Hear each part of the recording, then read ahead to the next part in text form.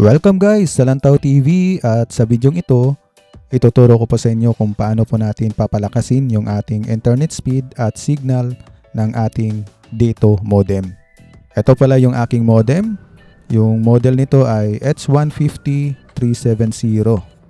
Sa original, isa lang yung antenna port nito. Kaya lalagyan natin ng antenna port para sa ating outdoor antenna. So dito ako maglalagay or magbubutas mamaya.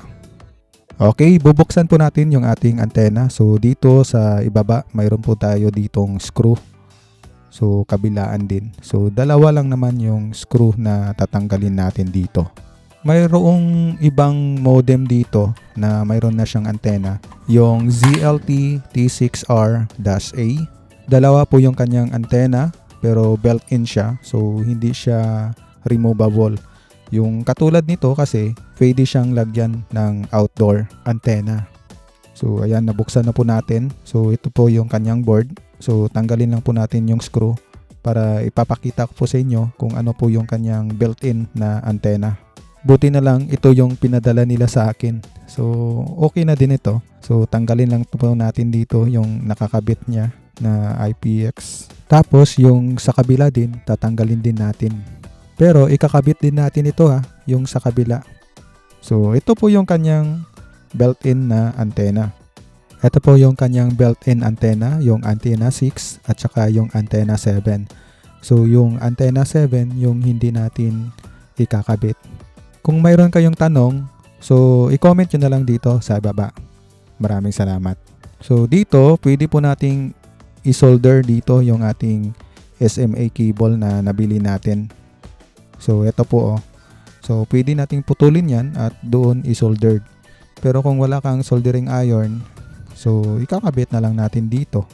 So advantage kasi yung naka-solder kasi pwede siyang magamit na wala siyang antenna. So built-in yung antenna na gagamitin natin. So madali lang siyang ikabit, no? So ayan nakabit na po natin. So hindi na po natin ikakabit yung isa. So mas maganda talaga kung soldered, no? So pinapakita ko lang dito kung paano magkabit. Yung IPX to SMA cable, ilalagay ko na lang po yung sa link. So dito magbubutas po tayo dito. So kahit na kutsilyo or gunting. So eto, gunting nga yung ginamit ko dito sa pangbutas. So bahala na kayo kung paano nyo butasin yan. Basta kasya lang yung yung SMA port. Advantage kasi na mayroon tayong outdoor na antenna, masasagap mo talaga yung 5G kapag mayroong 5G yung area ninyo. So ayan, kasya na. So ilock na lang ninyo.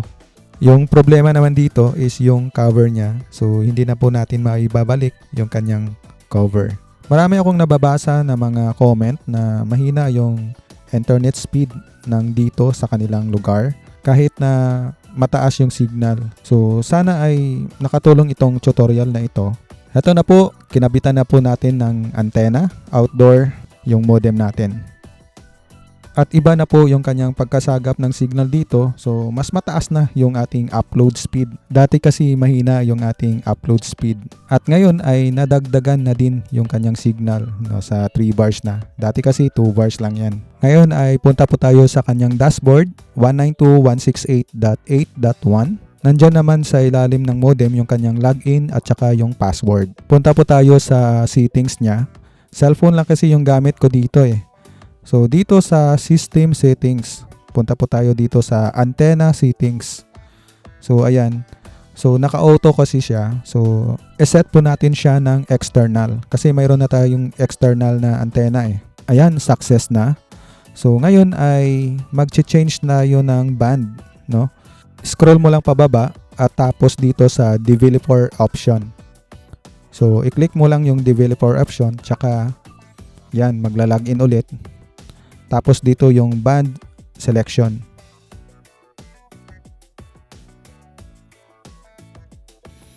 So ayan, pipili po tayo ng band dito.